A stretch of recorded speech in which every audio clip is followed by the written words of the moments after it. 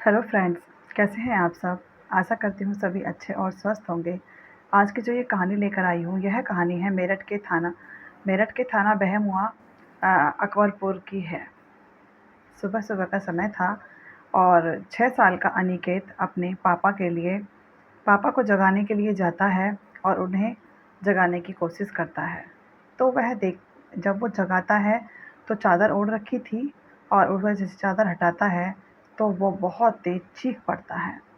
और जब वो चीखने लगता है बहुत तेज़ तो उसकी जो मम्मी होती हैं वो अपनी 2 बेटियों के साथ सो रही थीं और दादी जो थीं वो चूल्हे पर काम कर रही थीं। जब वो उसकी चीख सुनती हैं तो पूरा घर इकट्ठा हो जाता है।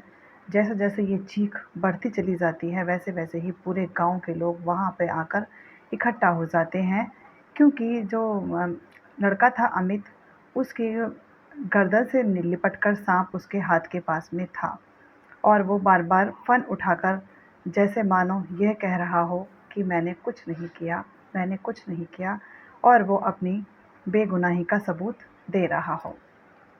इसी बीच धीरे-धीरे सोशल मीडिया पर खबर फैल जाती है। सोशल मीडिया पर खबर इस तरह से फैलती है कि साँप ने इस व्यक्ति को 10 बार काट लिया है। तो ये जब खबर फैलती चली जाती है तो घरवाले, उसके चाचा, उसके भाई वगैरह उसको लेकर डॉक्टर के पास जाते हैं। पास में ही एक गाँव होता है, गाँव के डॉक्टर के पास जाते हैं तो वो कह देता है कि मैं इन्हें नहीं देख सकता, आप इन्हें कहीं और ले जाइए।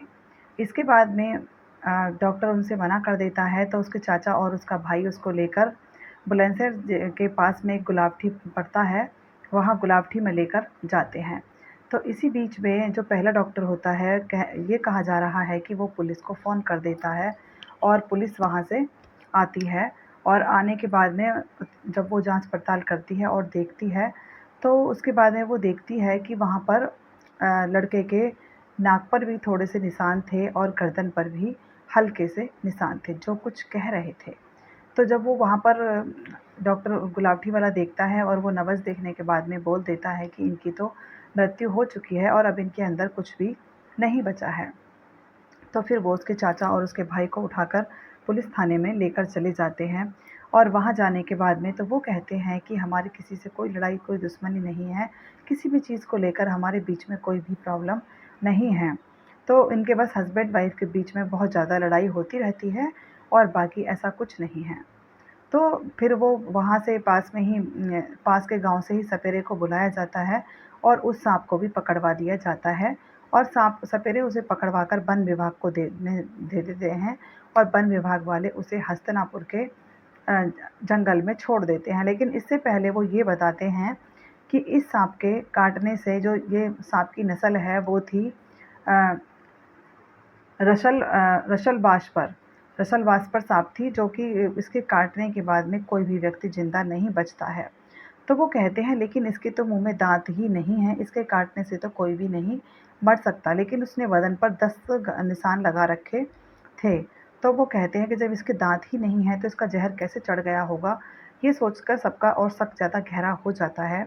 तो पुलिस बुलंदशहर के पास जो गुलाबटी था वहाँ से उसको बॉडी थी उसको अपने पास ले लेती है और बॉडी को पास लेने के बाद में अंतिम संस्कार के लिए उसे भेज दिया जाता है।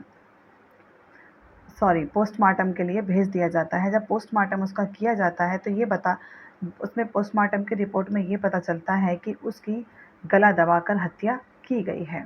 उसके बाद में फिर चाचा वगैरह कहते हैं कि इनके यहाँ पर एक अमरदीप नाम का लड़का है जो दोस्त है उस लड़के का, वही आता-जाता है, बाकी और कुछ हमें इससे ज़्यादा नहीं पता। इसी बीच फिर उसकी पत्नी को वहाँ से घर से उठा लिया जाता है जिसके 3 बच्चे होते हैं। एक बेटे का नाम तो सबसे बड़ा बेटा जिसका नाम अनिकेत होता है, उसके बाद में बेटी का नाम गौरी और तीसरा जो बच्चा होता है वो भी बेटी होती है जिसका नाम अनु होता है। और इसी बीच में जब उसकी मम्मी के साथ में सख्ती की जाती है, बहुत ज़्यादा सख्ती बच्चों की मम्मी के साथ में की जाती है, तो वो है बता देती है कि ये पीता खाता था और मुझे इस हद तक मारता था कि मेरे कपड़े पूरे बदन पर भी नहीं छोड़ता था और मुझे बुरी तरह से मारता था। इसी बीच होता क्या है कि जब वो ये अमित और ये अमरदीप दोनों साथ काम करते थे, तो वो कहता है उसकी पत्नी से कि कभी-कभी मैं इसका फ़ोन ट्राई करता रहता हूँ, कोई ज़रूरी काम भी होता है, तो यह मेरा फ़ोन उठा नहीं पाता, तो आप एक काम करें मुझे अपना नंबर दे दें। तो वो अमरदीप उसकी जो पत्नी होती है रविता का नंबर ले लेता है और नंबर लेने के बाद में फिर वो उससे बातें करने लगता है। तो एक दिन ऐसा होता है कि जब भी अमित ने अपनी पत्नी को बहुत बुरी तरह से मारा था, तो अमरदीप का फ़ोन आ जाता है। तब वो बहुत मरी-मरी सी आवाज़ में बात करती है। तो वो कहता है अमरदीप कि क्या हुआ है? तुम इतनी बुझी-बुझी सी कैसे आवाज़ आ रही है? तुम इतनी परेशान सी क्यों हो? तो वो कहती है, "कुछ नहीं भैया, बस ऐसे ही।" तो वो फिर भी बार-बार पूछता है, तो वो कहती है कि आज इन्होंने मुझे बहुत बुरी तरह से मारा है। तो वो कहता है कि अच्छा। तो इसी तरह से फिर धीरे-धीरे उनकी बातें बढ़ने लग जाती हैं, सिम्पैथी अमरदीप बहुत ज़्यादा रविता को दिखाने लग जाता है। दोनों के बीच में नज़दीकियाँ आती चली जाती हैं। तब वो कहता है कि बताइए ऐसे कैसे कब तक तुम ज़िंदगी काटोगी? तो एक दिन जब वो उसे शक होता है उसके पति को अमित को, तो वो कहता है कि मुझे हाँ, उन दोनों का मतलब इसी बीच में रविता को लेकर था तो गुस्सा अमरदीप के मन में, लेकिन फिर उन दोनों के बीच में झगड़ा हो जाता है और झगड़ा होने पर अमित जो था वो अमरदीप को इतना गहरा घाव देता है कि उसके हाथ में 13 टाँके आते हैं। तब फिर भी वो आकर अपने घर अपनी पत्नी से कहता है कि मैं इस अमरदीप को मार दूँगा, अब अगर तुम मेरा साथ दोगी तो। तो उसकी पत्नी सोचती है कि मैं इसका साथ क्यों ही दूँगी भला? तो इसके बाद में फिर वो कहती है कि मैं इसका साथ देकर मुझे क्या फ़ायदा होगा, क्योंकि ये तो मुझे बहुत बुरी तरह से मारता-पीटता भी है और अमित मुझे प्यार करता है और मेरे लिए बहुत अच्छा इंसान भी है, तो मैं क्यों ना अमरदीप का साथ दूँ।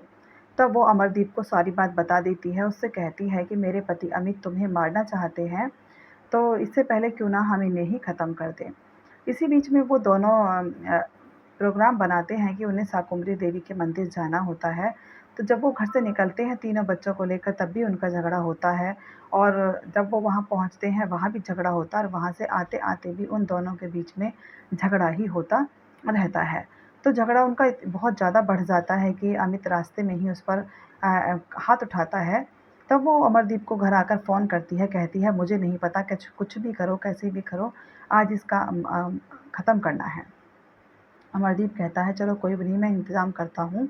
तब वो एक सपेरे के पास जाता है, उससे कहता है कि मुझे एक साँप चाहिए और साँप मुझे रसल वाइपर चाहिए, जो कि रसल विस्पर चाहिए, जो उसके काटने से उसकी मृत्यु एक बार में ही हो जाती है, इतना वो ज़हरीला साँप होता है। तो लेकिन सपेरा जो होता है वो जिन उनके पास साँप होते हैं, वो सब दाँत टूटे हुए होते हैं और उनमें ज़हर नहीं होता, तो वो उसे टोकरी में दे देता है। इसके बाद में जब शक्ति से पूछताछ की जाती है, तब वो ये बताते हैं कि वो दोनों मिलकर पहले उसका गला दबाते हैं और गला दबाने के बाद में साँप को उसके गले में लपेट कर डाल देते हैं। तो वो साँप भी ऐसा होता है कि 10 जगह काटता ज़रूर है, लेकिन उससे वहाँ से जाता नहीं है। ऐसा लगता है मानो साँप अपनी गवाही दे रहा हो कि मैंने इसे नहीं मारा है, मैंने इसको नहीं मारा है, इसको तो किसी और ने ही मारा है। रविता के साथ सख्ती से पूछताछ करने के बाद में फिर अमरदीप और रविता को गिरफ्तार कर लिया जाता है। अब देखिए, जाने वाला अपनी जान से चला गया, बच्चों की किस्मत में ना माँ का प्यार बचा और ना ही पिता का बचा। अब तो आए दिन ऐसी ही घटनाएँ देखने को मिल रही हैं। यह मेरठ की इस टाइम तीसरी ऐसी घटना है जो बहुत बड़ा रूप ले चुकी है और काफ़ी मतलब कहने को तो ये कहा जा रहा था कि मुस्कान ने सबसे ज़्यादा घिनौना काम किया है। लेकिन यहाँ देखिए, मुस्कान से भी ज़्यादा शातिर दिमाग की निकली रविता, जिसने अपने पति को इस तरह से मारने की कोशिश की कि किसी का शक भी ना जाए। लेकिन गलत काम तो आखिर गलत ही होता है और रविता और अमरदीप दोनों को जेल हो जाती है और उन्हें अपने किए का अ, भुगतान करना ही पड़ेगा। अगर मेरी कहानी अच्छी लगी है तो चैनल को लाइक, सब्सक्राइब एंड शेयर कीजिएगा।